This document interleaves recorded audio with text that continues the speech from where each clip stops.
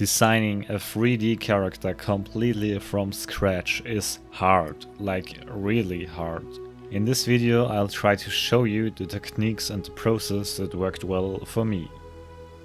We will take a look at the following steps. At first we will create a simple mood board, then we will draw some sketches. The third step is then to create a clay model, and the last step is to create the digital 3D model of our character. A mood board is a simple collection of visuals that should inspire you, or are in the type of art style you want to go for, or are simply characters that you like. You can use a wide array of different software for creating your mood board. I used a new Google Slides presentation, or you could simply create a new Pinterest board, for example. Whatever works for you. Now, with your mood board open in the background, start to do some doodling on a piece of paper. Draw multiple completely different sketches at first. After you've finished a few, you can choose your favorite one and then iterate based upon that. Draw the head slightly larger, use a different hairstyle, or replace the feet with duck feet. And again, it's important to draw multiple variations of the original sketch to get a good feeling for what fits your character and what doesn't. You can then repeat this process and iterate on your favorite variant again until you are happy, or you can even go back to the first stage and start doodling from scratch again. If you need inspiration, take a look at your mood board.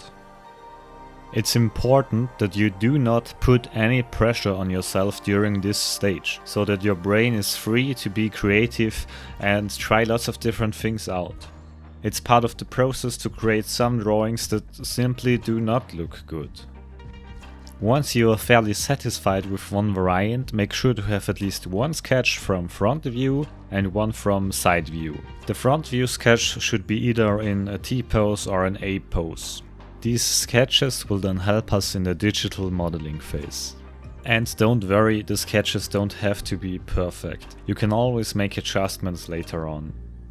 If you want to, you can create a real model of your character based on your drawings using modeling clay. Of course, you can skip this step if you want, but from my experience it's easier to digitalize a 3D clay model than to just work with sketches, especially if you're going for a cartoony looking character.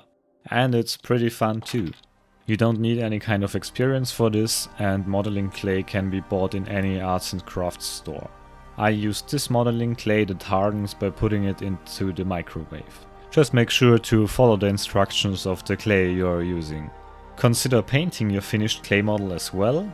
Oh, and while you're at it, why not craft some nice accessories for your model?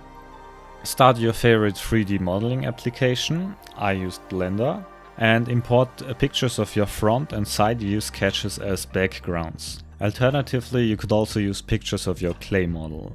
Now simply try to recreate the images and apply any changes to your character you see fit. You probably want to rig the character and do some weight painting as well. And if you're creating the animations for your character as well, create the animations.